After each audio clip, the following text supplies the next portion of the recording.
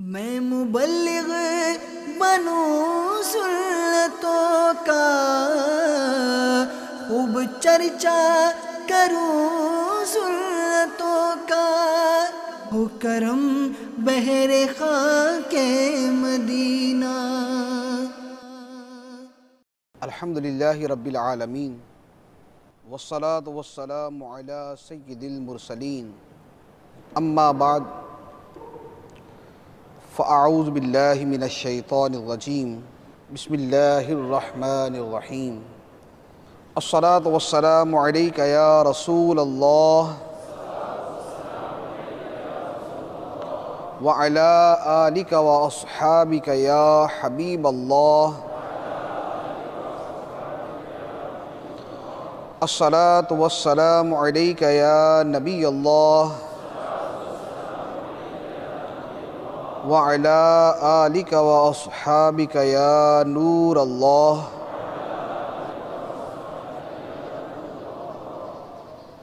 سرکار دو عالم نور مجسم صلی اللہ تعالی علیہ وآلہ وسلم کا فرمان عالی شان ہے، بے شک بروز قیامت دہشتوں اور دشوار گزار گھاٹیوں سے جلد نجات پانے والا شخص وہ ہوگا جس نے دنیا میں مجھ پر کثرت سے درود پڑھا ہوگا۔ صلو علی الحبیب صلی اللہ تعالی علی محمد۔ آج کی دنیا میں جو بہت زیادہ ایک بحث کی جاتی ہے یا جس موضوع پر کلام کیا جاتا ہے وہ حقوق کا معاملہ ہے۔ آپ نے بکثرت لفظ سنا ہوگا، human rights, animal rights, family rights, children rights, women rights, یعنی بچوں کے حقوق، انسانوں کے حقوق، اس کے حقوق، اس کے حقوق۔ آج اسی حقوق والے سلسلے میں ایک نہایت ہی اہم حقوق کے معاملے پر میں کچھ عرض کروں گا۔ وہ یہ ہے کہ انسان ہوں یا جانور ہوں، فیملی ہو، بچے ہوں یا عورتیں ہوں، ان سب کے حقوق پر دنیا بھر میں کلام کیا جاتا ہے۔ یہ ساری کی ساری مخلوق ہے، یہ ساری کی ساری مخلوق ہے۔ مخلوق کے اتنے سارے حقوق ہیں تو پھر خالق کے بھی حقوق ہونے چاہیے، جس نے ہمیں پیدا کیا، جو ہمارا مالک ہے، ہمارا خالق ہے، اس کے بھی حقوق ہونے چاہیے اور ہیں۔ اور ہمارا دین جو ہے، اس کی جامعیت، اس کی خصوصیت اور اس کی خوبصورتی یہ ہے کہ یہ کامل، جامع اور مکمل دین ہے۔ اس لیے نہ تو ایسا ہے کہ صرف اللہ کے حقوق کی بات تو کی جائے اور بندوں کے حقوق کی بات نہ کی جائے، اور نہ ایسا ہے کہ بندوں کے حقوق کی بات تو کی جائے لیکن اللہ کے حقوق کی بات کوئی نہ کی جائے۔ ہمارے دین میں اللہ اور بندے دونوں کے حقوق کا بیان ہے۔ آج کا جو موضوع ہے یہ اللہ تعالیٰ کے حقوق کے بارے میں ہے، کیونکہ مجموعی طور پر ایک اجمالی سا تصور تو ہمارے ذہن میں ہے، اللہ تعالیٰ کا حق ہے کہ اس کی عبادت کی جائے، اور اب اس کی آگے ڈیٹیل کیا ہے اور حقوق الہیہ کی تفصیلات کیا ہیں، اس حوالے سے عام طور پر نہ کبھی زیادہ کہیں سننے میں آتا ہے اور نہ کبھی ہم اس پر توجہ کرتے ہیں۔ تو انہی حقوق کو ایک ایک کر کے چند حقوق جو ہے وہ میں عرض کروں گا۔ اللہ تعالیٰ کا پہلا حق وہ یہ ہے کہ اللہ تبارک و تعالی پر ایسا ایمان رکھا جائے جیسا ایمان رکھنے کا حق ہے۔ اللہ تعالیٰ پر ایسا ایمان رکھا جائے جیسا ایمان ہونا چاہیے، اس کی ذات، اس کی صفات اور جن چیزوں پر اس نے ایمان لانے کا حکم دیا ان تمام چیزوں پر ایمان لایا جائے۔ اور یہ ہمارے دین کی سب سے پہلی بنیاد ہے کہ اس کے بغیر تو نہ ایمان کا وجود ہے، اور ایمان نہیں ہے تو اعمال صالحہ کا وجود بھی نہیں ہو سکتا۔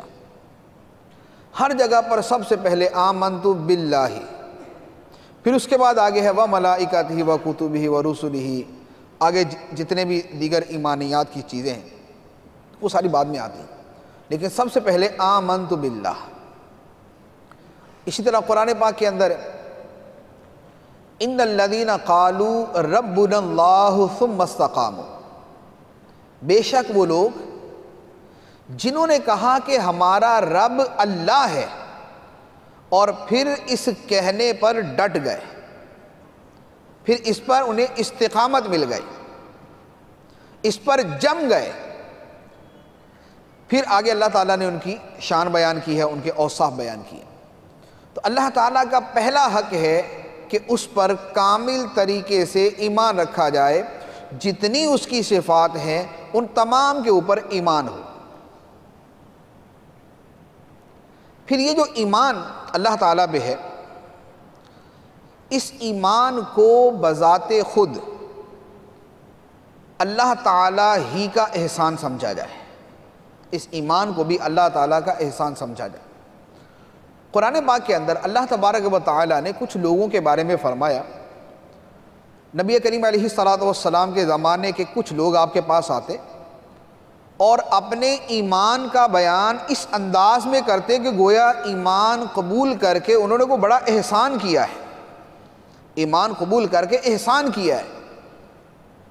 تو اللہ تبارک و تعالیٰ نے ارشاد فرمایا یمنون علیک ان اسلموا، یہ لوگ اے محبوب آپ پر احسان جتاتے ہیں کہ انہوں نے اسلام قبول کر لیا ہے، یہ لوگ احسان جتاتے ہیں کہ انہوں نے اسلام قبول کر لیا ہے۔ قل، آپ ان سے فرما دیں لا تمنوا علی اسلامکم، میرے اوپر اپنے اسلام کا احسان نہ جتاؤ، میرے اوپر اپنے اسلام کا احسان نہ جتاؤ، بل اللہ یمن علیکم ان ہداکم للایمان، بلکہ یہ اللہ کا تم پر احسان ہے کہ تمہیں ایمان کی ہدایت عطا فرما دے، یہ اللہ کا احسان ہے کہ اس نے تمہیں ایمان کی ہدایت عطا فرما دی۔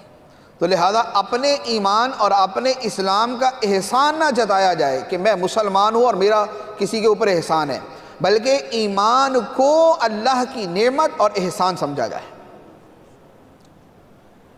پھر اسی ایمان کے حوالے سے ایک اور بات کہ یہ ایمان محض ایمان نہ ہو۔ محض ایمان سے مراد یہ ہے کہ ایمان کا جو کم سے کم درجہ ہو سکتا ہے وہ والا ایمان نہیں، بلکہ ایمان کا جتنا اعلیٰ سے اعلیٰ درجہ ہو سکتا ہے وہ والا ایمان ہونا چاہیے۔ اللہ تبارک و تعالیٰ قرآن پاک میں ارشاد فرماتا ہے، کچھ اعراب جو عرب کے بدو اور دیہاتوں کے رہنے والے لوگ تھے، اللہ تعالیٰ نے ان کے بارے میں ارشاد فرمایا قالت الاعراب آمنا، اعرابی کہتے ہیں کہ ہم ایمان لے آئے، اعرابی کہتے ہیں ہم ایمان لے آئے۔ قل لم تؤمنوا، اے محبوب آپ ان سے فرما دیں کہ تم ابھی ایمان نہیں لائے، تم ابھی ایمان نہیں لائے، وَلَكِنْ قُولُوا أَسْلَمْنَا، بلکہ یہ کہو کہ ہم نے ظاہری طور پر اطاعت قبول کی ہے۔ ایمان کا دعویٰ نہ کرو، ابھی اتنا کہو کہ ظاہری طور پہ ہم نے اطاعت قبول کی ہے۔ وَلَمَّا يَدْخُلِ الْإِيمَانُ فِي قُلُوبِكُمْ، ابھی ایمان تمہارے دلوں کے اندر داخل نہیں ہوا، ابھی ایمان تمہارے دلوں کے اندر داخل نہیں ہوا۔ تو اس آیت سے یہ پتہ چلتا ہے کہ ایمان کی ایک وہ حالت بھی ہے کہ جب ایمان دل کے اندر داخل ہو جاتا ہے، اور جب دل میں ایمان داخل ہوتا ہے تو اس کے اثرات اور اس کے جو ثمرات ہیں وہ اسی اعتبار سے ظاہر ہونا شروع ہو جاتے ہیں۔ ایمان مثل ایک بیج کے ہوتا ہے، اور یہ بیج جب دل کی کھیتی میں بویا جاتا ہے تو جیسے بیج کا پتہ چلتا ہے اس کے پھل پھول سے، اس کے پتوں سے، اس کے ثمرات سے، اس سے ظاہر ہونے والی علامات سے پتہ چلتا ہے کہ یہاں پر بیج کون سا بویا ہوا۔ ایک جگہ پر آپ کسی کو بول دیں میں نے یہاں پر آم کا بیج بویا ہے، وہ کبھی کیا دلیل ہے؟ دلیل کوئی نہیں ہے، بویا تھا۔ لیکن اگر وہیں پر کوئی درخت اگا ہوا ہے، اس کے پتے آم کے اور اس کو پھل آم کا لگا ہوا، اب آپ اگر کسی کو بولتے ہیں کہ میں نے یہاں 5 سال پہلے یہاں پر آم کا میں نے بیج بویا تھا، وہ کہے گا ہاں بالکل بویا ہوگا۔ کیوں؟ اس لیے کہ درخت نکلا ہوا، اس لیے کہ شاخیں بنی ہوئی، اس لیے کہ پتے اگے ہوئے، اس لیے کہ پھل لگا ہوا، اس لیے کہ اس کے ثمرات نظر آ رہے ہیں، اس لیے ہر بندہ یہ تسلیم کرے گا کہ یہاں آم کا بیج بویا گیا تھا۔ یہی حال ایمان کا ہے۔ جب ایمان کا بیج دل کے اندر موجود ہوتا ہے تو اس کی موجودگی کے اثرات ظاہر ہوتے ہیں۔ ایمان کے کچھ اثرات ظاہر ہوں گے اس کی آنکھوں سے، کچھ اثرات ظاہر ہوں گے اس کی پیشانی سے، کچھ اثرات ظاہر ہوں گے اس کی زبان سے، کچھ اثرات ظاہر ہوں گے اس کے ہاتھوں سے، پاؤں سے، اس کی گفتگو سے، اس کے رویے سے، اس کی طرز زندگی سے۔ یہ تمام چیزیں بتائیں گی کہ یہ بندہ مومن ہے، یہ ایمان والا ہے۔ کیوں؟ اس لیے کہ اس کا رویہ جدا ہوگا، اس کے ہاتھ ہوں گے تو وہ ایمان کے تقاضوں پر عمل کر رہے ہوں گے، اس کی آنکھوں سے ایمان ظاہر ہوگا کہ اس کی آنکھیں وہ دیکھ رہی ہوں گی جو اس کے رب نے اسے فرمایا ہوگا، اس کے ہاتھ وہ کر رہے ہوں گے جو اس کے خالق نے اسے حکم دیا ہے، اس کی زبان وہ بول رہی ہوگی جس کا اس کے مالک نے اسے حکم دیا ہے۔ ایسا نہیں ہو سکتا کہ دل کے اندر ایمان کامل درجے کا موجود ہو لیکن اس کے اثرات نظر نہ آئے۔ تو اللہ تبارک و تعالیٰ نے فرمایا وَلَمَّا يَدْخُلِ الْإِيمَانُ فِي قُلُوبِكُمْ، ابھی ایمان تمہارے دلوں میں داخل نہیں ہوا، اور ایمان کی یہ وہ کیفیت ہے کہ جو مطلوب ہے، جو مقصود ہے۔ تو اللہ تعالیٰ کا حق یہ ہے اس پر ایمان رکھا جائے، اس ایمان کو اللہ کا احسان قرار دیا جائے، اور وہ ایمان ایسا اعلیٰ درجے کا ہو کہ وہ ایمان دل میں ہو اور اعضاء سے اس کے اثرات ظاہر ہو رہے ہو۔ پھر اللہ تعالیٰ کے حقوق میں سے ایک بہت بڑا حق یہ ہے کہ اللہ تعالیٰ سے کامل درجے کی اور اعلیٰ درجے کی محبت کی جائے، اللہ تعالیٰ سے اعلیٰ درجے کی محبت کی جائے۔ اللہ تبارک و تعالیٰ قرآن مجید میں ارشاد فرماتا ہے وَالَّذِينَ آمَنُوا أَشَدُّ حُبًّا لِلَّهِ، ایمان والے سب سے بڑھ کر اللہ سے محبت کرتے ہیں۔ یہ اللہ تعالیٰ نے خود فرما دیا، ایمان والے سب سے شدید محبت اللہ سے کرتے ہیں۔ وَالَّذِينَ آمَنُوا أَشَدُّ حُبًّا لِلَّهِ، ایمان والے سب سے شدید محبت اللہ سے کرتے ہیں۔ پھر جب بندہ اللہ سے محبت کرتا ہے تو اب جو اس محبت کے تقاضے ہیں پھر ان کو پورا کرتا ہے۔ اللہ تعالیٰ خود وہ چیزیں بیان فرماتا ہے کہ جو اسے محبت کرنے والے ہیں ان کی کیفیت و حالت کیا ہوتی ہے۔ اللہ تبارک و تعالیٰ قرآن پاک میں ارشاد فرماتا ہے، ارشاد فرمایا وَالَّذِينَ يَبِيتُونَ لِرَبِّهِمْ سُجَّدًا وَقِيَامًا، یہ اللہ سے محبت کرنے والے اس کے سچے بندے یہ اپنی راتیں گزارتے ہیں اللہ کی بارگاہ میں سجدے کرتے ہوئے اور قیام کرتے ہوئے۔ یہ اللہ سے محبت کی علامت کہ اللہ سے محبت کرنے والے اپنی راتیں گزارتے ہیں سجدے کرتے ہوئے اور قیام کرتے ہوئے۔ اور ایک اور آیت میں اللہ تعالیٰ ارشاد فرماتا ہے کانوا قلیلا من اللیل ما یہجعون وبالاسحار هم یستغفرون، فرمایا کہ یہ نیک لوگ، یہ خدا سے محبت کرنے والے رات کو بہت تھوڑا سوتے ہیں. کانو قلیلا من اللیل ما یہجعون، وہ رات کو بہت تھوڑا سوتے ہیں. وبالاسحار ہم یستغفرون، اور صبح کے وقت اپنے رب سے معافیاں مانگ رہے ہوتے ہیں. رات عبادت میں رات گزار کر صبح کو اس کے اوپر کوئی فخر نہیں کہ اللہ ساری رات عبادت کی، 6 گھنٹے نمازیں پڑھتا رہا، میں تلاوت کرتا رہا، میں ذکر اللہ کرتا رہا، میں 6 گھنٹے جو ہے وہ رات جاگ کر جو ہے وہ تیری عبادت کے اندر مشغولہ نہیں.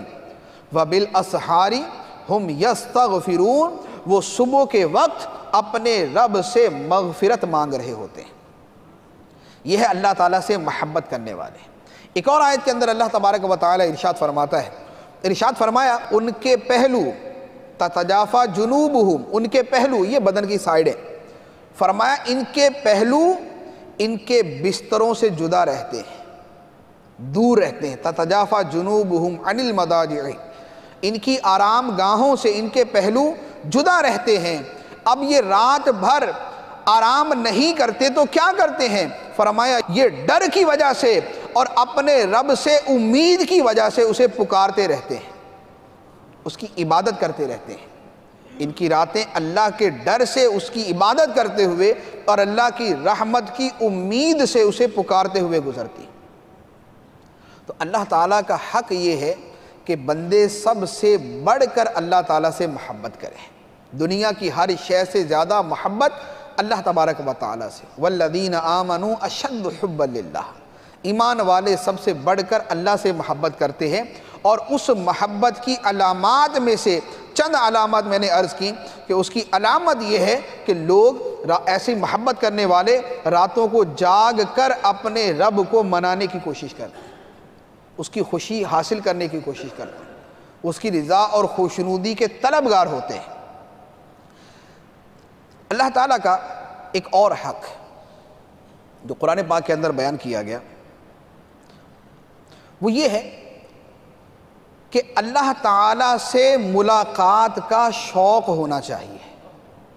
اللہ تعالیٰ سے ملاقات کا شوق ہونا چاہیے. کوئی ایسی محبت تو کبھی نہیں ہوتی ہے نا کہ محبوب سے ملنے کا دل نہ کر رہا ہو. اللہ تعالیٰ سے محبت کا شوق ہو. اور اس شوق کی علامت کیا ہے؟ اس شوق کی علامت یہ ہوتی ہے کہ اس ملاقات کو خوبصورت بنانے کے لیے اور اچھا بنانے کے لیے جو کچھ بھی کرنا پڑے وہ کرنا آدمی کو مشکل نہیں لگتا. جب بہت بڑا مقصد حاصل کرنا ہو اور آدمی اس کے لیے کوشش کرتا ہے تو اسے مشکل نہیں لگتا. اللہ تبارک و تعالیٰ قرآن پاک میں ارشاد فرماتا ہے، فرمایا وَإِنَّهَا لَكَبِيرَةٌ إِلَّا عَلَى الْخَاشِعِينَ. وَإِنَّهَا لَكَبِيرَةٌ، نماز پڑھنا یا نماز کی بات ہو رہی. فرمایا نماز پڑھنا بڑا بھاری کام ہے، نماز پڑھنا بڑا بھاری کام ہے. إِلَّا عَلَى الْخَاشِعِينَ الَّذِينَ يَظُنُّونَ أَنَّهُمْ مُلَاقُو رَبِّهِمْ، مگر ان لوگوں پر نہیں. نماز پڑھنا بھاری کام ہے مگر ان لوگوں پر نہیں جو خشوع و خضوع کرتے ہیں اور جنہیں یقین ہے کہ انہیں اپنے رب سے ملاقات کرنی ہے. جنہیں اپنے رب سے ملاقات کرنی ہے، جنہیں یہ یقین ہے نماز پڑھنا ان کے لیے مشکل اور بھاری نہیں ہوتا. یہ ہے اللہ سے ملاقات کا شوق. کیونکہ پتہ ہے کہ اللہ سے ملاقات یا تو یوں ہوگی کہ وہ ناراض ہوگا اور یا یوں ہوگی کہ وہ راضی ہوگا. اور ملاقات تو خدا سے وہ کرنی ہے کہ وہ ہم سے راضی ہو. خدا سے تو وہ ملاقات کرنی جو ہم سے راضی ہو. ناراضگی والی ملاقات تو کافروں کی بھی ہوگی، یہ بھی قیامت کے دن خدا سے ملیں گے، لیکن اللہ ان پہ غضبناک ہوگا. اور ہم نے خدا سے ملنا ہے اس حال میں کہ خدا ہم سے راضی ہو. اب ایسی رضا والی ملاقات کا طریقہ یہ ہے کہ نماز ہمیں بوجھ نہ محسوس ہو رہا. اب ہم اپنی کیفیت کو دیکھ لیں. کیا بستر چھوڑنا فجر کے وقت ہمارے لیے بڑا آسان ہے یا بڑا مشکل ہے؟ ہم خوشی خوشی اپنا بستر نماز کے لیے چھوڑ دیتے ہیں. نماز کا ٹائم ہوا، چلے بھی بستر چھوڑے اور نماز شروع کر دی، وضو کیا نماز پڑھ لی. یا یہ ہے وہ اتنی جلدی رات گزر گئی، بستر سے نکلا نہیں جا رہا، سستی ہے، بدن ٹوٹ رہا ہے، دل نہیں کر رہا نماز پڑھنے کو، اگر یہ ہے وَإِنَّهَا لَكَبِيرَةٌ، یہ بھاری ہے، یہ بھاری ہے، إِلَّا عَلَى الْخَاشِعِينَ، اور اگر بڑا خوشی خوشی نماز پڑھنے کو دل کرتا ہے تو پھر وہ ہے الَّذِينَ يَظُنُّونَ أَنَّهُمْ مُلَاقُو رَبِّهِمْ، کہ جن کو یہ یقین ہے کہ انہیں اپنے رب سے ملاقات کرنی ہے، پھر وہ والی صورت۔ اسی طرح اللہ تعالیٰ سے ملاقات کے شوق کی ایک اور علامت جو اللہ تعالیٰ نے بیان فرمائی، فرمایا فَمَنْ كَانَ يَرْجُو لِقَاءَ رَبِّهِ، تو جو اپنے رب سے ملاقات کی امید رکھتا ہے، فَمَنْ كَانَ يَرْجُو لِقَاءَ رَبِّهِ، جو اپنے رب سے ملاقات کی امید رکھتا ہے، فرمایا فَلْيَعْمَلْ عَمَلًا صَالِحًا وَلَا يُشْرِكْ بِعِبَادَةِ رَبِّهِ أَحَدًا، اسے چاہیے کہ اعمال صالحہ کرے اور اپنے رب کی عبادت میں کسی کو شریک نہ کرے۔ اب پہلے اللہ تعالیٰ نے ان کا بیان کیا جو اپنے رب سے ملاقات کی امید رکھتے ہیں، پھر فرمایا کہ ان کو چاہیے جو ملاقات الہی کے شوق رکھنے والے ہیں، انہیں چاہیے کہ وہ اعمال صالحہ کریں اور اپنے رب کی عبادت میں کسی کو شریک نہ کریں۔ رب کی عبادت میں شریک نہ کرنے کے یہاں دو مطلب بیان کیے، ایک تو وہی ہے کہ شرک نہ کریں، اللہ ہی کی عبادت کریں، اور دوسرا مطلب یہ کیا کہ عبادت خالصتاً اللہ کے لیے کریں۔ عبادت کے اندر کوئی دنیاوی مفاد، کوئی دنیاوی مقصد، کوئی مال و دولت کا حصول، کوئی نیک نامی کی چاہت، ان میں سے کوئی چیز نہ ہو، اول و آخر اس کی تمام تر عبادت صرف اللہ عز و جل کی رضا کے لیے ہو۔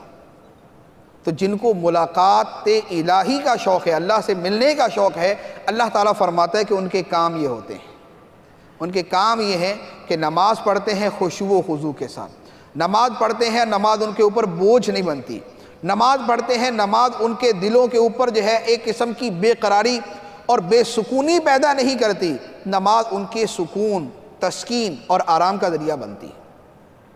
تو اللہ تعالیٰ کا حق ہے کہ اسے ملاقات کا شوق ہونا چاہیے۔ اللہ تعالیٰ کا ایک اور حق وہ یہ ہے کہ جب اللہ سے ملنا ہے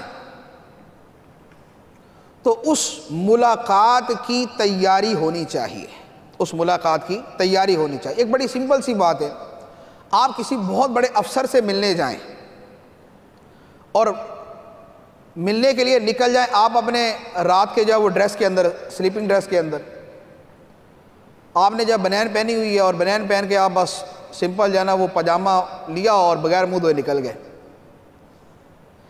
اب جس سے ملنے جا رہے ہیں کیا یہ کہا جائے گا کہ یہ اس سے ملنے کا متمنی تھا، یہ اس نے اس سے ملنے کا حق ادا کیا؟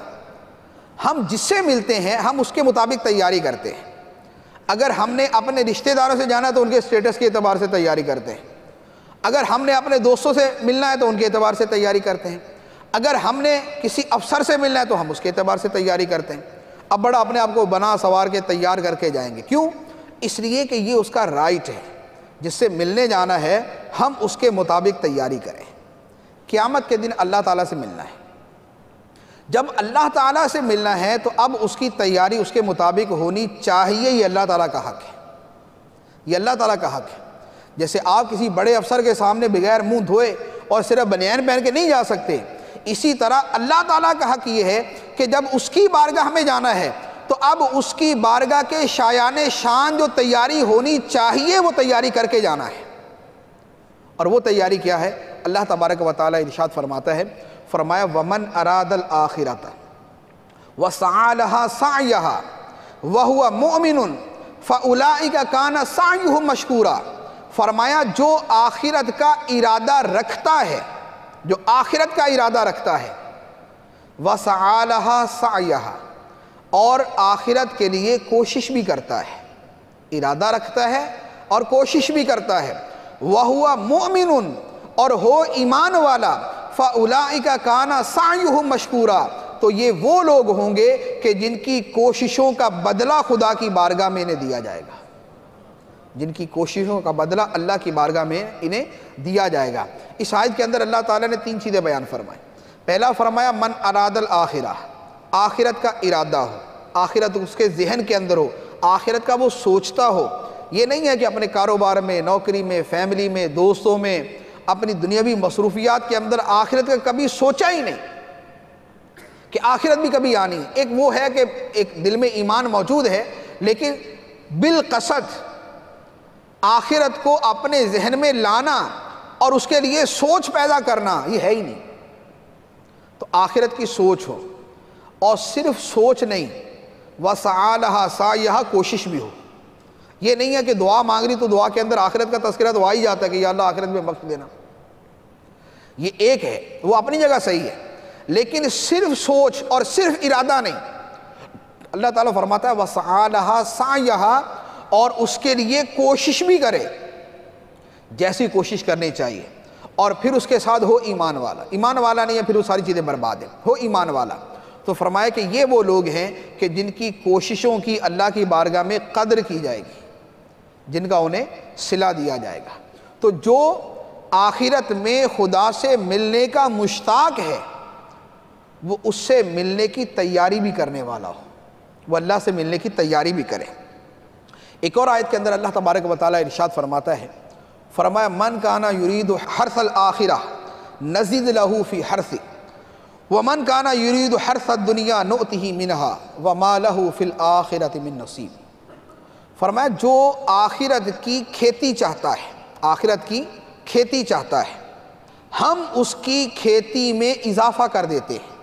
جو آخرت کی کھیتی چاہتا ہے یعنی آخرت کے ثمرات چاہتا ہے، ہم اس کے ان ثمرات میں اس کھیتی کے اندر اضافہ کر دیتے ہیں۔ وَمَنْ كَانَ يُرِيدُ حَرْثَ الدُّنْيَا، اور جو صرف دنیا چاہتا ہے، جو صرف دنیا کی کھیتی چاہتا ہے، فرمایا نُؤْتِهِ مِنْهَا، ہم اسے کچھ نہ کچھ دنیا دے دیتے ہیں۔ وَمَا لَهُ فِي الْآخِرَةِ مِن نَصِیب، لیکن آخرت کے اندر اس کے لیے کوئی حصہ نہیں ہوتا۔ جو صرف دنیا چاہتا ہے، آخرت کو ٹوٹلی فراموش کر دیا اور آخرت کو بھول کر سوچتا بھی نہیں، اور خدا نخواستہ اگر عدم ایمان کی وجہ سے ہے پھر تو 100% اس کا مصداق وَمَا لَهُ فِي الْآخِرَةِ مِن نَصِیب، کہ آخرت کے اندر اس کے لیے کچھ بھی نہیں۔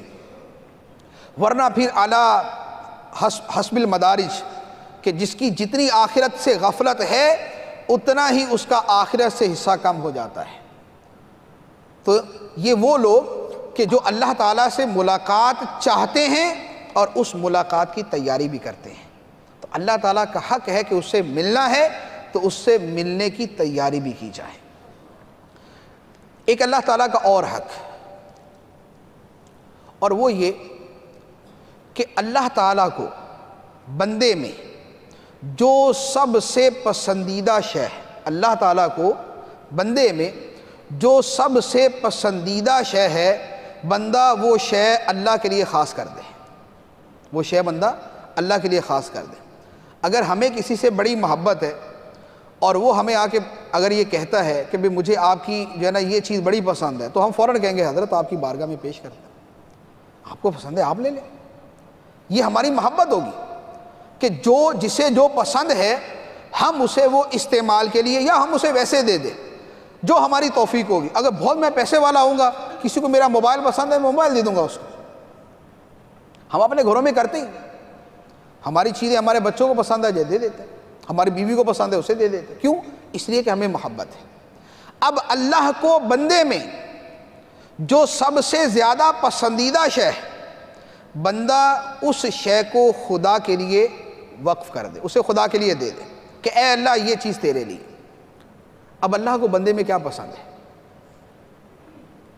اللہ تعالیٰ کو بندے میں کیا پسند ہے؟ اللہ تعالیٰ کو بندے میں بندے کا دل سب سے زیادہ پسند ہے۔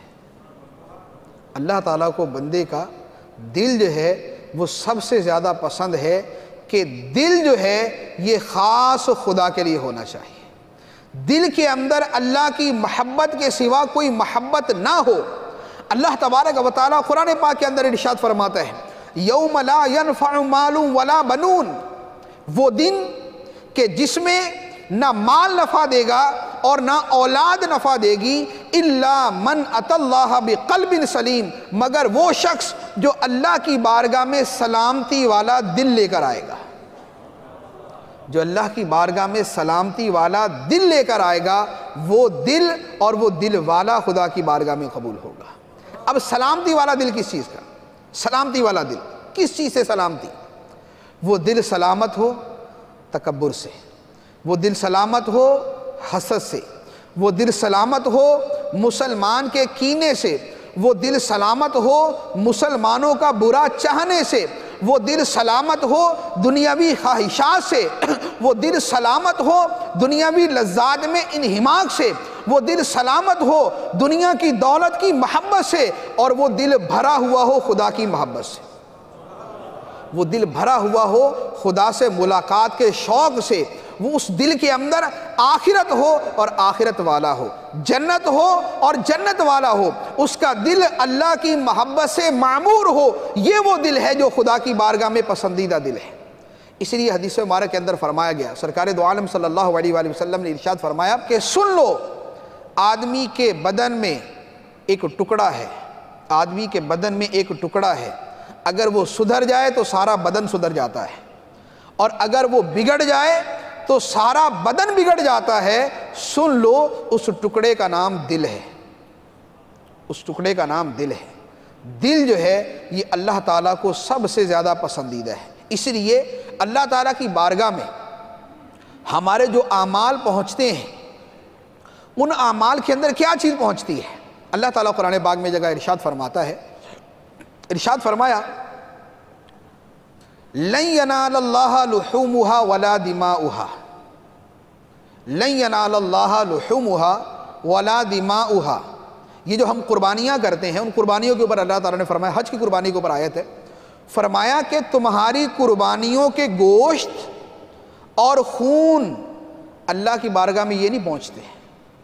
لن ینال اللہ لحومها ولا دماؤها، تمہاری قربانیوں کے گوشت اور تمہاری قربانیوں کے خون اللہ کی بارگاہ میں نہیں پہنچتے، وَلَكِنْ يَنَالُهُ التَّقْوَى مِنْكُمْ، بلکہ تمہاری طرف سے جو تقوی اور خوف خدا ہوتا ہے خدا کی بارگاہ میں وہ پہنچتا ہے، خدا کی بارگاہ میں وہ پہنچتا ہے۔ اور تقوی کہاں ہوتا ہے؟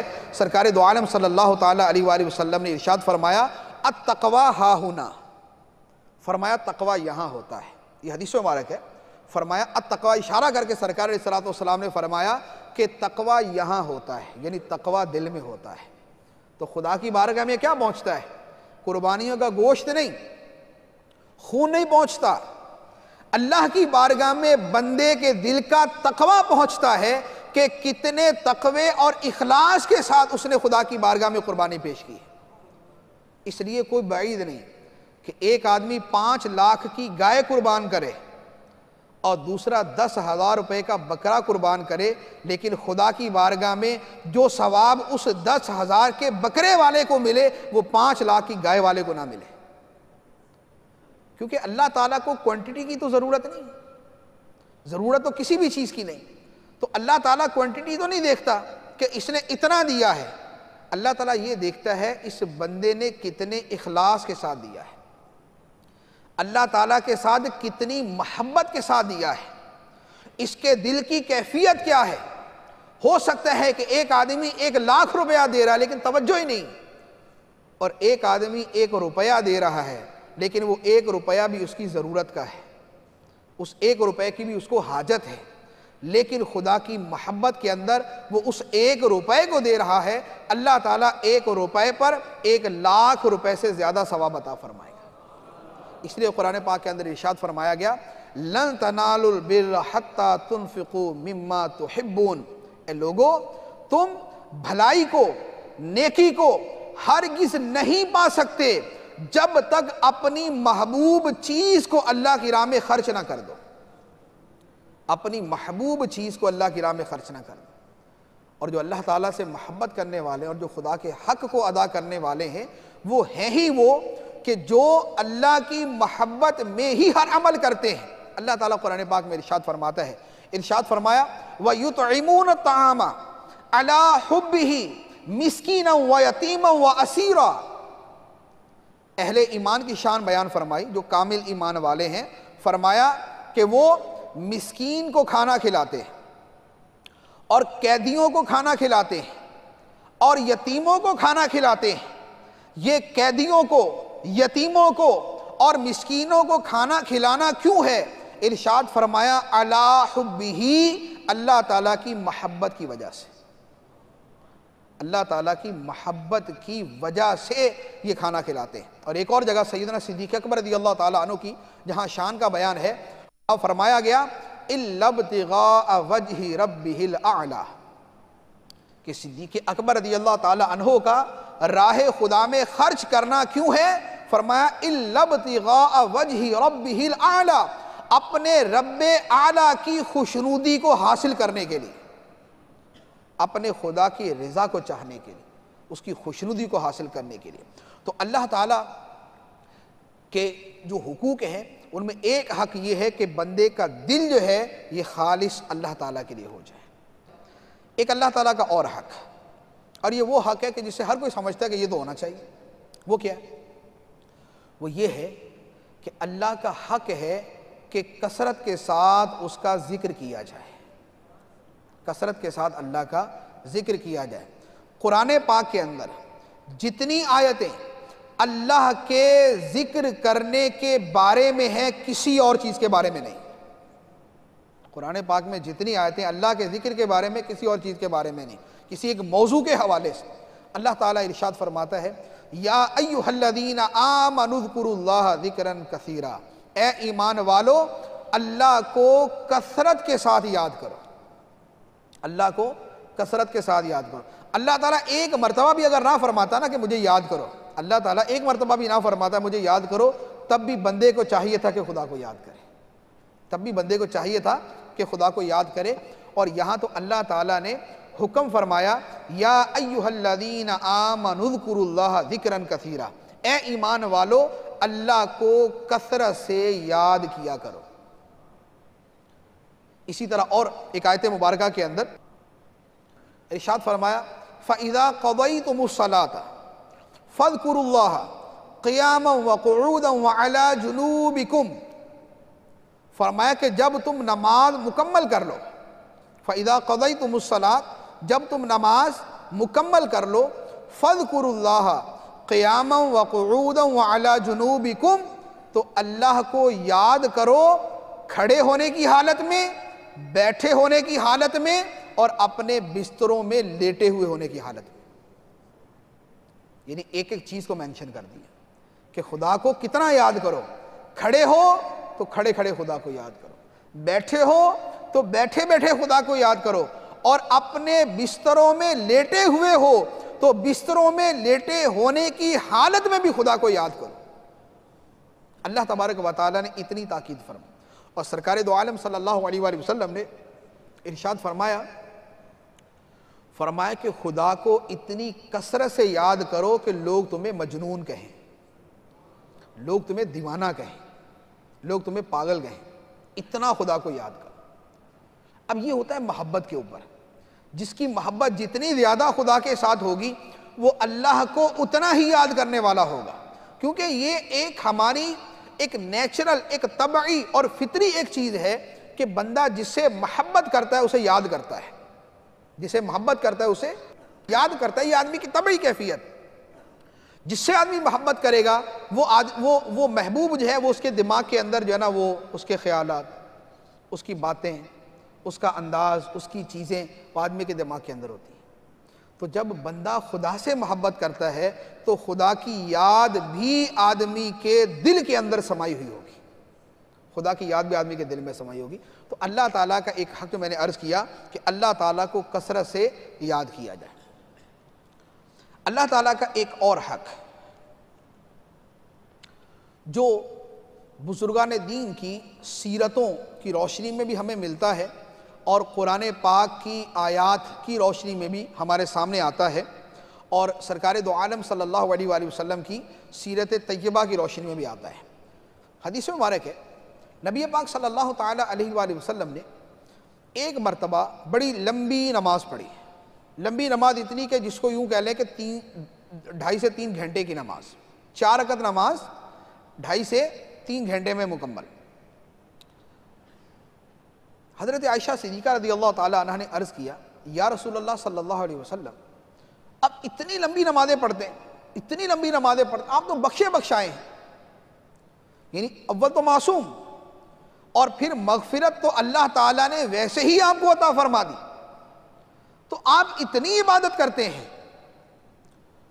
سرکار دو عالم صلی اللہ علیہ وآلہ وسلم نے ارشاد فرمایا کہ اے عائشہ، کیا میں اللہ کا شکر گزار بندہ نہ بنوں؟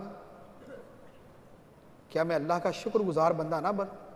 یعنی اللہ کی عبادت اس لیے بھی ہے کہ اللہ ہمارے گناہوں کو معاف کر دے، اور اللہ کی عبادت اس لیے بھی ہے کہ ہم خدا کے شکر گزار بندے بن جائیں۔ تو عبادت کی کثرت، نوافل کی ادائیگی اور نمازوں کا شوق اور عبادت سے محبت اور اللہ تعالیٰ کی طرف رغبت اور نیکیوں کے ساتھ ہمارا ایک والہانہ لگاؤ، یہ چیزیں بھی اللہ تعالیٰ کی محبت کی علامت بھی ہیں اور خدا کا حق بھی ہے۔ اللہ تعالیٰ قرآن پاک میں صحابہ کرام کی شان بیان فرماتا ہے۔ اب وہ شان سنیے جو صحابہ کرام کی شان بیان کی۔ فرمایا محمد الرسول اللہ، یہ میں نے آیت پڑھی ہے نا، آیت پڑھی ہے، جب آیت پڑھی جائے نا تو اس وقت درود شریف نہیں پڑھتے ہوتے ہیں، ویسے نام لیا جائے سرکار علیہ الصلوۃ والسلام کا تو اس وقت درود شریف پڑھتے ہیں۔ قرآن پاک کی جب آیت تلاوت کی جائے نا تو پھر صرف سنتے ہیں، آیت کو صرف سننے کا حکم ہوتا ہے، دل کے اندر درود شریف پڑھ لے، زبان سے پھر خاموش رہنا ضروری ہوتا ہے، ٹھیک۔ محمد الرسول اللہ والذین معہ اشداء علی الکفار رحماء بینہم، فرمایا کہ محمد اللہ کے رسول ہیں اور جو ان کے ساتھ والے ہیں، یعنی اللہ کے رسول اور جو ان کے ساتھی ہیں، کون؟ صحابہ کرام۔ اشداء علی الکفار، کفار کے مقابلے میں بڑے سخت مضبوط، رحماء بینہم، آپس میں بڑے نرم، کفار کے مقابلے میں سخت اور آپس میں نرم۔ اب اللہ تعالیٰ فرماتا ہے تراہم رکعا سجدا یبتغون فضلا من اللہ ورضوانا، ارشاد فرمایا کہ تم ان صحابہ کو دیکھو گے کس حال میں؟ رکوع کرتے ہوئے اور سجدے کرتے ہوئے، ان صحابہ کو دیکھو گے رکوع کرتے اور سجدے کرتے ہوئے، اللہ کا فضل تلاش کرنے کے لیے اور اللہ کی خوشی تلاش کرنے کے لیے، اللہ کی خوشنودی تلاش کرنے کے لیے۔ سیماہم فی وجوہہم من اثر السجود، فرمایا ان کی نشانیاں، ان عبادت گزار لوگوں کی نشانیاں، فرمایا ان کی نشانیاں ان کے چہروں کے اندر ہے سجدوں کے نشانات سے، سجدوں کے نشانات سے صحابہ کے چہروں کے اندر ان کی بندگی اور عبادت کی نشانیاں موجود ہیں۔ وہ کیا؟ کہ جو بندہ جتنا عبادت گزار ہوتا ہے، جو جتنا زیادہ نماز، نوافل، ذکر، تلاوت کرنے والا ہوتا ہے، اللہ تعالیٰ اس کے چہرے کے اندر اتنا ہی نور رکھ دیتا ہے، اللہ تعالیٰ اس کے چہرے میں اتنا ہی نور رکھ دیتا ہے۔ یہ نہیں ہے کہ رگڑ رگڑ کے آدمی کے پیشانی پہ محراب پڑ جائے، یہ نشانی نہیں، بعض نے کہا ہے لیکن راجح یہ کہ یہ نشانی مراد نہیں ہے۔ تو اصل کیا ہے کہ کثرت عبادت کی وجہ سے اللہ تبارک و تعالی ان کے چہرے کو با رونق بنا دیتا ہے، پر نور بنا دیتا ہے۔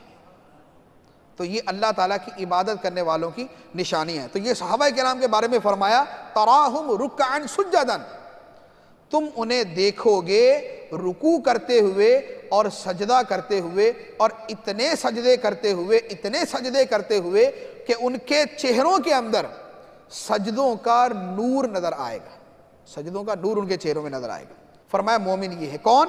التائبون، توبہ کرنے والے، العابدون، عبادت کرنے والے، الحامدون، اللہ کی حمد کرنے والے، السائحون، روزہ رکھنے والے، الراکعون، رکوع کرنے والے، الساجدون، سجدہ کرنے والے، الآمرون بالمعروف والناہون عن المنکر، نیکی کا حکم دینے والے اور برائی سے منع کرنے والے، والحافظون لحدود اللہ، اور اللہ کی حدود کی حفاظت کرنے والے، اللہ نے جو حلال و حرام کے حدود بیان کی ہیں ان کی حفاظت کرنے والے۔ فرمایا وبشر المؤمنین، اور مومنوں کو بشارت سنا دو، وہ مومن یہ ہے۔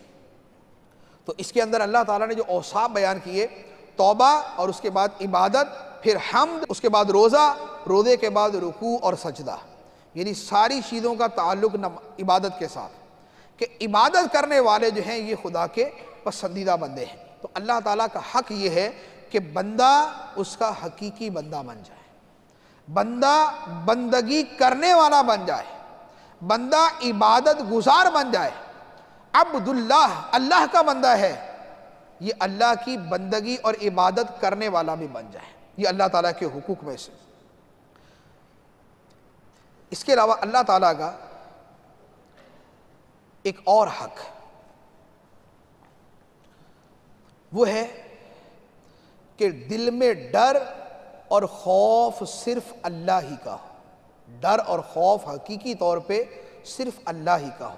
اللہ تعالیٰ ارشاد فرماتا ہے وَإِيَّايَ فَارْهَبُونَ، اور مجھ سے ہی ڈرو، وَإِيَّايَ فَاتَّقُونَ، اور مجھ سے ہی ڈرو، انما یخشی اللہ من عبادہ العلماء، اللہ سے اس کے بندوں میں علم والے، جاننے والے ہی ڈرتے ہیں۔ اور ارشاد فرمایا واتقوا اللہ ان اللہ سریع الحساب، اور اللہ سے ڈرو، بے شک اللہ جلد حساب کرنے والا ہے۔ اور ارشاد فرمایا یا ایھا الذین آمنوا اتقوا اللہ حق تقاتہ ولا تموتن الا وانتم مسلمون، اے ایمان والو اللہ سے ڈرو جیسے اس سے ڈرنے کا حق ہے، اللہ سے ڈرو جیسے اس سے ڈرنے کا حق ہے۔ اب اس کی کیسا ڈرنے کا حق ہے؟ علماء کرام نے متعدد معنی بیان کیے۔ ایک معنی اس کا یہ بیان کیا گیا کہ اللہ سے ڈرنے کا حق یہ ہے کہ جہاں اللہ نے تجھے جانے کا حکم دیا ہے وہاں تو کبھی غیر حاضر نہ ہو، جہاں اللہ نے جانے کا حکم دیا ہے وہاں کبھی تو غیر حاضر نہ ہو، اور جہاں جانے سے منع کیا ہے وہاں تو کبھی موجود نہ ہو، وہاں تو کبھی موجود نہ ہو۔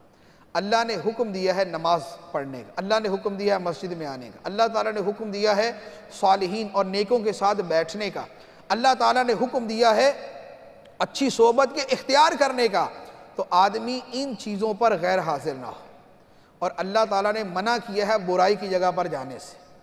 اب برائی کی جگہ جانے میں سینما شامل ہے، فلم و ڈراموں کی جگہ شامل ہے، بری صحبت شامل ہے، برے لوگوں کے پاس بیٹھنا شامل ہے، گندگی کے اڈوں پر جانا شامل ہے۔ یہ وہ تمام چیزیں ہیں جہاں جانے سے خدا نے منع کیا، تو اب خدا سے ڈرنے کا حق یہ ہے کہ بندہ ایسی جگہ کبھی موجود نہ پایا جائے۔ یا ایھا الذین آمنوا اتقوا اللہ حق تقاتہ، اے ایمان والو اللہ سے ایسا ڈرو جیسا ڈرنے کا حق ہے۔ تو یہ اللہ تعالیٰ کا حق ہے کہ اللہ ہی سے ڈرا جائے، اور وہ ڈر ایسا ہو کہ جو آدمی اپنے دل کے اندر محسوس کرنے والا ہو۔ پھر اللہ تعالیٰ کا حق یہ ہے کہ اس کی نعمتوں کا شکر ادا کیا جائے۔ نعمتیں تو خدا کی ہم بہت کھاتے ہیں، بہت استعمال کرتے ہیں، سر سے لے کر پاؤں تک ہر نعمت اللہ ہی کی۔ اللہ تعالیٰ فرماتا ہے وَمَا بِكُم مِّن نِعْمَةٍ فَمِنَ اللَّهِ، تمہارے پاس جو بھی نعمت ہے وہ اللہ کی طرف سے ہے۔ وَمَا بِكُم مِّن نِعْمَةٍ، تمہارے پاس جو بھی نعمت ہے وہ اللہ کی طرف سے۔ اور کتنی نعمتیں ہیں؟ فرمایا وَإِن تَعُدُّوا نِعْمَةَ اللَّهِ لَا تُحْصُوهَا، اگر خدا کی نعمتیں گننا چاہو تو تم شمار نہیں کر سکتے، خدا کی نعمتیں گننا چاہو تو شمار نہیں کر سکتے۔ اللہ تعالیٰ کی اتنی نعمتیں، اب اللہ تعالیٰ کا حق ہے کہ اس کی نعمتوں کا شکر ادا کیا جائے۔ اب شکر ادا کرنے کا مطلب کیا ہے؟ شکر ادا کیا جاتا ہے تین طریقے سے۔ ایک شکر ہوتا ہے زبان کا، ایک شکر ہوتا ہے دل کا، اور ایک شکر ہوتا ہے اعضاء کا۔ زبان کا شکر یہ ہے کہ زبان اللہ تعالیٰ کا شکر ادا کرتی رہے۔ پانی پیے الحمدللہ رب العالمین، پانی پی کر الحمدللہ رب العالمین، اللہ کا شکر۔ کھانا کھانے کے بعد الحمدللہ الذی اطعمنی وسقانی وجعلنی من المسلمین، اس اللہ کی حمد ہے جس نے مجھے کھانا کھلایا، پانی پلایا، مسلمان بنایا۔ ٹھیک ہے، کپڑے پہنے الحمدللہ الذی کسانی ھذا ورزقنی، یا الحمدللہ، یہ کپڑے پہنے کی جتنی دعائیں ہیں ان تمام کا مفہوم کیا ہے؟ ان کا مفہوم بنتا ہی ہے کہ اس اللہ کا شکر ہے جس نے مجھے یہ کپڑا پہنایا۔ نیا پہنا ہے تو نئے کے اعتبار سے، اور روٹین کا پہنا ہے تو اس کے اعتبار سے۔ تو گویا ہر شے ایون کہ یہاں یعنی اللہ تعالیٰ کا شکر ادا کیا جاتا ہے آدمی جب واش روم سے باہر آتا ہے، کیونکہ اگر اس معاملے میں گڑبڑ ہو جائے تو آپ کو پتہ ہے کہ اس کا انجام کیا ہے۔ اسی لیے جب آدمی اپنی حاجت سے فارغ ہو تو اس وقت بھی دعا ہے، الحمدللہ الذی اذھب عنی الاذی وعافانی، اللہ کا شکر ہے جس نے مجھ سے اس تکلیف کو دور کیا اور مجھے عافیت عطا کی، مجھے عافیت عطا۔ آپ کو یاد ہوگا ہر ایک کے ساتھ تجربہ، کبھی آپ نے سفر کیا اور دوران سفر آپ کو حاجت ہے واش روم جانے کی، اب بس میں بس نہیں رک رہی، تو اس وقت کیا حالت ہوتی ہے؟ اس وقت آدمی جب حاجت سے فارغ ہوتا ہے اس کو یا اللہ تیرا شکر ہے، یہ کیفیت ہوتی ہے نا۔ تو حدیث مبارک کے اندر ہمیشہ کے لیے اس کو سنت بنا دیا گیا کہ آدمی جب بھی واش روم سے باہر آئے تو اس وقت اللہ تعالیٰ کا شکر ادا کرے، الحمدللہ الذی اذھب عنی الاذی وعافانی، کہ اللہ کا شکر ہے جس نے مجھ سے اس تکلیف کو دور کر کے مجھے عافیت عطا کی۔ تو یہ ہے زبان کا شکر، ٹھیک ہے نا، جو بھی نعمت استعمال کرے زبان سے شکر ادا کرے۔ تنخواہ ملی، سیلری ملی، اس پہ اللہ تعالیٰ کا شکر ادا، یا اللہ تیرا شکر ہے تو نے مجھے رزق دیا۔ کھانا ملا، کھانا ملنے پر خدا کا شکر ادا کرے، اور کھانا کھانے کے بعد خدا کا شکر ادا کرے۔ امام غزالی رحمۃ اللہ علیہ نے ایک بڑی پیاری بات ارشاد فرمائی، فرمایا کھانے کے اندر اللہ تعالیٰ کے دو شکر ہیں، کھانے کے اندر اللہ تعالیٰ کے دو شکر ہیں، بھوک لگنا یہ بھی خدا کا احسان، اور بھوک مٹ جانا یہ بھی خدا کا احسان۔ بھوک اگر لگے ہی نہیں تو آدمی کھائے گا نہیں تو مر جائے گا، اور بھوک لگ جائے اور کھانے کے باوجود ختم نہ ہو تو آدمی کھاتا ہی جائے گا، کیونکہ بھوک کی تکلیف ہے، کھاتا جائے گا تو کھا کے مر جائے گا۔ نہیں لگے گی تو نہ کھا کے مرے گا، اور لگ جائے اور مٹھے نہیں تو کھا کے مر جائے گا۔ تو فرمایا ایک بھوک کے اندر خدا کے دو احسان ہیں، بھوک لگنا بھی خدا کا احسان ہے، بھوک مٹنا بھی خدا کا احسان ہے۔ تو اب زبان سے خدا کا شکر ادا کیا جائے، ہر چیز کے اوپر، پانی پیا خدا کا شکر ہے، آنکھوں سے دیکھ رہے ہیں یہ خدا کا شکر، کتنا بڑا شکر ہے، یہ اس سے پوچھے جو نابینا ہے، یہ اس سے پوچھے جس کو نظر نہیں آتا، یہ اس سے پوچھے جس کو بس پہ چڑھنا ہے اور ہے نابینا، یہ اس سے پوچھیں جس نے ٹرین میں چلنا اور ہے نابینا، یہ اس سے پوچھیں کہ جس نے پبلک جگہ پہ واش روم جانا ہے اور وہ نابینا ہے، یہ اس سے پوچھیں جس نے مارکیٹ میں سودا خریدنے جانا اور ہے نابینا ہے، یہ اس سے پوچھیں کہ جس نے دوسری جگہ جانا ہے ڈرائیونگ نہیں کر سکتا ہے نابینا۔ کان اللہ تعالیٰ کا احسان ہے، نعمت۔ اس سے پوچھے جس کے کان سنتے نہیں، جو روڈ کے اوپر کھڑا ہے، پوری سپیڈ سے بس آ رہی ہے، ہارن دے رہی ہے، اس کو پتہ ہی نہیں، ہارن دینے والا تو یہ سمجھ رہا ہے ہٹ جائے گا، اس کو سنتا ہی نہیں، اس کو بات ہی سمجھ نہیں آتی کسی، بولنے والا کچھ کہہ رہا ہے، سننے والا کچھ جو ہے نا وہ کچھ اور ہی سمجھ رہا ہے۔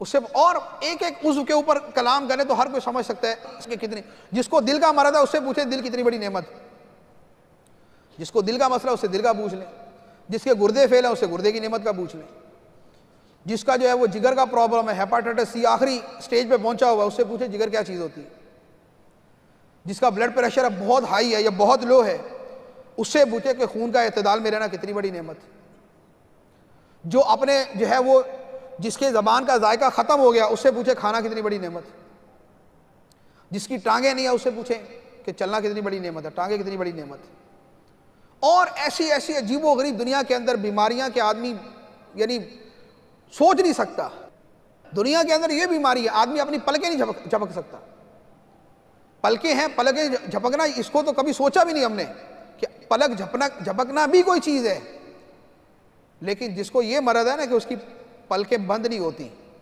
اس سے پوچھیں کیا بیتتی ہے۔ ہم تو ہوا چلتی ہے آنکھیں بند کر لیتے ہیں، تھوڑی تھوڑی دیر کے بعد اللہ تعالیٰ نے یہ جو ہے نا یہ پلکیں جو ہیں یہ جھاڑو بنایا ہوا ہے، گرد غبار اس سے یہ بچاتی ہیں اور یہ چلتی رہتی ہیں تو آنکھوں کا وہ کرتی رہتی ہیں، یہ آنکھوں کی صفائی کرتی رہتی ہیں۔ ہمارے جو میل جمع ہوتی ہے سائیڈوں میں وہ کیا ہے، وہ یہ جو مستقل جھاڑو چل رہا ہوتا ہے نا صفائی کا، یہ اصل میں اس کچرے کو سائیڈ میں کر رہا ہوتا ہے، یہ چیز ہے۔ اب جس کی پلکیں جھپکتی نہیں ہیں وہ اس کو مسلسل ہوا پڑھ پڑھ کے کیا ہوگا، اس کی آنکھوں کا پانی خشک ہو جائے گا، آنکھوں کا پانی خشک ہوا تو آدمی فارغ نہیں دیکھ سکتا۔ میں مدنی قافلے کے ساتھ گیا ہوا تھا یو کے، میں لندن میں تھا تو مجھے ایک اسلامی نے ایک مسئلہ پوچھا، اس نے مسئلہ پوچھا نا تو میں تو 10 مرتبہ تو پہلے میں نے شکر ادا کیا اس کے بعد میں نے اس کو مسئلہ بتایا. اس نے کہا جی میرے ساتھ مسئلہ یہ ہے کہ میری آنکھیں جو ہے نا، اب میں اس کو دیکھ رہا تھا، اس کی آنکھیں بالکل صحیح، کوئی مسئلہ نہیں تھا اس میں، لیکن اس کی آنکھیں تھوڑی سی نا گولائی میں تھی، گولائی میں. دکھنے والے کو نہیں پتا، اس کو پتا تھا کہ اس کی آنکھیں گولائی میں. ہماری آنکھوں کی پتریاں آپ آئینے میں غور کریں تو یہ تھوڑی سی نا یوں ہوتی ہیں، یعنی گولائی تو ہے لیکن بالکل گولائی نہیں ہے، اس کی تھوڑی سی گولائی ہے. اب آپ کو ایک مثال دیتا ہوں. ہم آئینہ دیکھیں، ہمارے سامنے یہ آئینہ ہوتا ہے. ایک آئینہ اگر یوں کر کے ہو تو کیا ہوگا؟ آئینہ تھوڑا سا یوں کر کے ہو تو ویژن جو ہے نا ہمارا دیکھنے کا وہ ڈس بیلنس ہو جائے گا. ہمیں ہر شے نا یوں نظر آئے گی، یہ والی چیز وہ دور نظر آئے گی، یہ والی چیز قریب اس طریقے سے. اب جس کی آنکھیں معمولی سی گول ہو جائیں، معمولی سی گول، وہ آدمی گاڑی نہیں چلا سکتا کہ اس کو گاڑی نظر آ رہی ہے 1 کلومیٹر کے فاصلے پہ اور ہے وہ صرف 10 میٹر کے فاصلے پہ. تو وہ لینس لگاتے تھے، تو اس کے حوالے سے انہوں نے ایک مسئلہ پوچھا تو پتا چلا کہ یہ بھی دنیا کے اندر مسئلہ ہے. آنکھ کا ایک پردہ معمولی سا سکڑ جائے تو 15 قسم کی بیماریاں پیدا ہو جاتی. ایک چیز کے اندر اللہ تعالیٰ نے ایسا فنکشن لگایا ہوا. ایک مرتبہ گردے کے اوپر میں نے ریسرچ پڑھی. ہمارا جو گردہ ہے، یہ گردہ جو ہے یہ ڈائلیسس کا کام کرتا ہے، ڈائلیسس کرتا ہے، ہمارے خون کی فلٹریشن جو ہے وہ ساری کرتا ہے، صاف کرتا ہے، اس کی چیزیں ادھر ادھر کرتا ہے ساری. ایک گردہ زندگی میں جتنا فنکشن کرتا ہے، اگر وہ فنکشن ڈائلیسس مشین کے اوپر کیا جائے تو زندگی کے اندر 10 سے 15 ارب روپے صرف اسی کام کے لیے چاہیے. ہمارے گردے جو ہے وہ 10 سے 15 ارب روپے کا کام کرتے ہیں ہماری زندگی کے اندر. ورنہ جا کے ڈائلیسس مشین کی طرح پوچھ لیں قیمت کیا ہوتی ہے. اور پھر وہ اتنی بڑی مشین ہے، اس کے بعد 3 دن بخار بھی رہتا ہے ڈائلیسس کے بعد. اور یہاں گردہ اللہ تعالیٰ نے وہ چھوٹی سی مشین لگائی ہوئی ہے، وہ کیے جا رہی، نہ اس کے بعد بخار ہوتا ہے، نہ ٹینشن ہے، نہ اس کے لیے اسپیشل ٹائم دینا پڑتا ہے. اندر ہی مشینری فٹ ہے، اندر ہی کام کیا جا رہی سارا کچھ. یہ اللہ تعالیٰ کی نعمت. تو یوں اللہ تعالیٰ کی جتنی نعمتیں ہم شمار کریں تو شکر یہ ہے پہلے نمبر پہ کہ زبان سے خدا کا شکر ادا کیا جائے. دوسرا ہے دل سے خدا کا شکر ادا کیا جائے. دل سے کیسے؟ دل سے اب شکر کی ایک مثال دیتا ہوں، اس مثال سے سمجھیں کہ ہمارے دلوں میں شکر کے ویسے جذبات ہوتے ہیں یا نہیں ہوتے. ایک آدمی جنگل کے اندر راستہ بھول جائے، پیاس کی شدت، گرمی شدید اور زبان خشک ہو کر کانٹا بن چکی، گلا خشک ہے، بولا نہیں جا رہا، اتنی شدید تکلیف کے اندر اگر کوئی یک دم ٹھنڈے پانی کا گلاس ہمارے سامنے کر دے اور وہ ہم گلاس پانی کا پئیں تو ہماری کیا حالت ہوتی ہے؟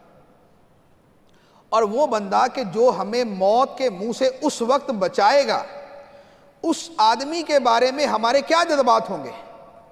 حقیقت یہ ہے کہ ہم اس کے پاؤں ہی پڑ جائیں گے کہ یار تو نے میری زندگی خرید لی، تو نے میری زندگی خرید لی کہ مجھے اتنی تکلیف اور اس طرح موت کے وقت کے اندر گلاس کا ایک پانی تو نے پلایا، تو نے میری زندگی خرید لی، میں آج سے تیرا غلام. ٹھیک ہے، اس خدا کے احسانات کتنے ہیں جس نے پانی کے دریا اور سمندر بہائے ہوئے، جس کے خزانے ہمیشہ سے کھلے ہوئے اور وہ کھلے ہوئے اور وہ برس رہے ہیں اور برستے برستے وہ قیامت تک وہ چلتے رہیں گے اور خدا کے خزانے ختم نہیں ہوں گے.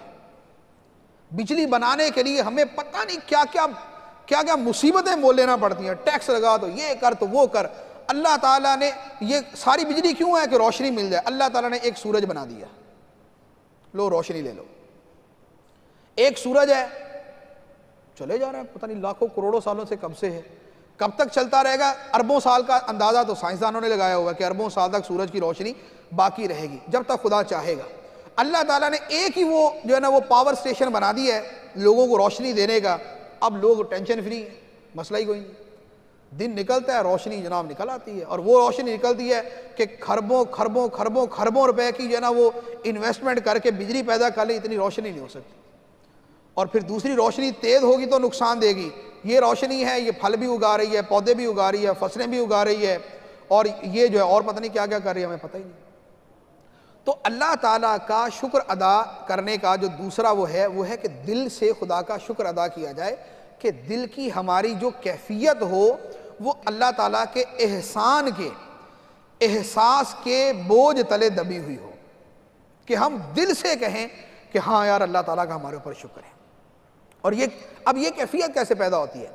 یہ کیفیت پیدا ہوتی ہے تفکر سے۔ تفکر کیا؟ کہ آدمی اللہ تعالیٰ کے احسانات پہ غور کرے، یار اللہ تعالیٰ کے کتنے احسانات، اللہ تعالیٰ نے مجھے یہ دیا، یہ دیا، یہ دیا، یہ دیا۔ جب آدمی اللہ کی نعمتیں شمار کرتا ہے نا، تو پھر دل کے اندر جذبہ احساس احسان پیدا ہوتا ہے، پھر دل کے اندر یہ کیفیت پیدا ہوتی ہے۔ اس لیے قرآن پاک کے اندر اللہ تعالیٰ نے اپنی نعمتوں میں غور کرنے کا حکم دیا ہے، کہ اللہ کی تمہارے اوپر جو نعمتیں اس میں غور کرو۔ تو دل جو ہے یہ بھی اللہ تعالیٰ کا حقیقی شکر ادا کرنے والا ہو۔ تیسرا شکر کی جو صورت ہے وہ ہے اعضاء کی اور نعمتوں، اور خود نعمت کے اعتبار سے وہ کیا ہے؟ اللہ تعالیٰ کی جو نعمت ہے وہ نعمت اللہ تعالیٰ کی نافرمانی میں خرچ نہ کی جائے۔ اللہ تعالیٰ کی نعمت کا احسان شکر یہ ہے کہ اللہ کی دی ہوئی نعمت اللہ کی نافرمانی میں خرچ نہ کی جائے۔ ٹھیک ہے، میں کسی کو، غریب آدمی ہے، میں نے اس کو 1000 روپیہ دیا، اس نے میرے گھر کے سامنے دیوار بنا دی، میرا دروازہ بند کر دیا۔ اب وہ میرا ہی دیا ہوا پیسہ اگر میرے ہی خلاف استعمال کرے گا تو اس کا مطلب پرلے درجے کا ناشکر ہے، احسان فراموش ہے۔ اللہ تعالیٰ نے نعمت دی، اللہ تعالیٰ نے ہاتھ دیے، پاؤں دیے، آنکھیں دی، زبان دی ہے۔ اب اللہ کی دی ہوئی زبان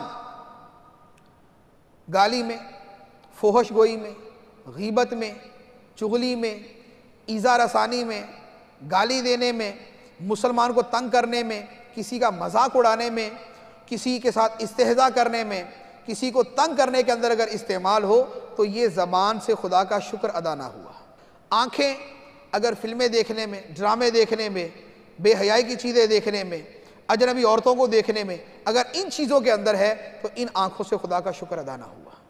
اسی طرح اب سارے اعضاء کو لے لیں، جو عضو اللہ تعالیٰ نے دیا ہے اسے اللہ تعالیٰ کی نافرمانی میں خرچ کرنا یہ ناشکری، اور اللہ تعالیٰ کی فرما برداری میں استعمال کرنا یہ اس کا شکر ہے۔ اب زبان کا شکر کیا ہوگا؟ تلاوت۔ زبان کا شکر کیا ہوگا؟ درود شریف۔ زبان کا شکر کیا ہوگا؟ نیکی کی دعوت۔ زبان کا شکر کیا ہوگا؟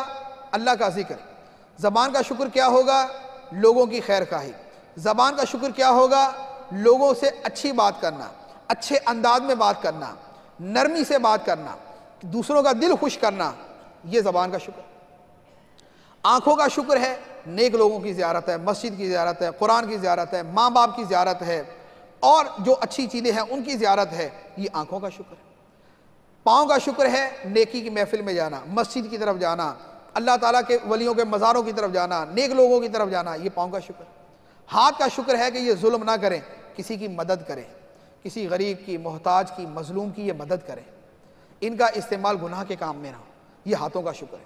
تو یوں جو ہے اللہ تعالیٰ کا شکر ادا کیا جائے زبان کے ساتھ، دل کے ساتھ اور اعضاء کے ساتھ، اور یہ شکر ادا کرنا یہ اللہ تعالیٰ کا حق ہے۔ اللہ تعالیٰ قرآن پاک میں ارشاد فرماتا ہے وَاشْكُرُوا لِلَّهِ إِن كُنتُمْ إِيَّاهُ تَعْبُدُونَ، فرمایا کہ اللہ کا شکر ادا کرو اگر تم اس کی عبادت کرتے ہو۔ اللہ کا شکر ادا کرو اگر تم اللہ کی عبادت کرتے ہو، یعنی اگر خدا کے بندے ہو تو خدا کا شکر ادا کرو۔ تو خدا کا شکر ادا کرنا یہ اللہ تعالیٰ کا حق ہے۔ اور بھی بہت سارے حقوق کی جو ہے وہ تفصیل موجود ہے، لیکن چند ایک میں نے عرض کیے ہیں، ان کی روشنی میں ہم سمجھ سکتے ہیں کہ اللہ تعالیٰ کے ہمارے اوپر کتنے حق ہیں۔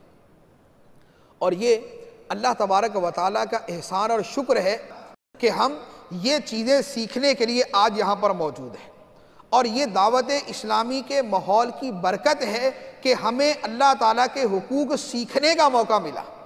اگر ساری زندگی کے لیے ہمارا واقعی طرز عمل بدل جاتا ہے، جو چیزیں اب ہم نے سنی ہیں، اگر ہماری زندگی اس نہج پہ چلی جاتی ہے تو ساری زندگی ہم دعوت اسلامی کا شکر ادا کر سکتے ہیں کہ جس کی وجہ سے ہم جو اللہ کے بندے تھے حقیقی بندہ بننا ہمیں نصیب ہو گیا۔ تو الحمدللہ یہ دعوت اسلامی کی برکت ہے، یہ دعوت اسلامی کا کام ہے، اور یہی دعوت اسلامی کا مقصد ہے کہ خدا کے بندے حقیقی بندے بنے، اللہ تعالیٰ سے سچی محبت کرنے والے بنے، اللہ تعالیٰ کی کتاب کی تلاوت کرنے والے بنے، قرآن پاک کی تلاوت عام ہو، درود شریف عام ہو، ذکر اللہ عام ہو، نمازیں عام ہو، سنتیں عام ہو، خیر خائی کا جذبہ عام ہو، نیکی کی دعوت عام ہو۔ یہی وہ چیزیں ہیں کہ جن کے لیے دعوت اسلامی کام کرتی ہے۔ اس لیے دعوت اسلامی کا نعرہ ہی ہے کہ مجھے اپنی اور ساری دنیا کے لوگوں کی اصلاح کی کوشش کرنی ہے انشاءاللہ عز و جل۔ تو اپنی اصلاح کے لیے مدنی انعامات پر عمل ہے، جن کے اندر یہ تلاوت اور یہ ذکر اللہ، یہ ساری چیزیں اس میں شامل ہیں، اور دنیا بھر کے لوگوں کی اصلاح کی کوشش کے لیے مدنی قافلوں میں سفر کرنا ہے۔ اللہ تبارک و تعالی ہمیں عمل کرنے کی توفیق عطا فرمائے، آمین بجاہ النبی الامین صلی اللہ علیہ وسلم۔ میں مبلغ بنوں سنتوں کا، خوب چرچا کروں سنتوں کا، ہو کرم بحر خاک مدینہ۔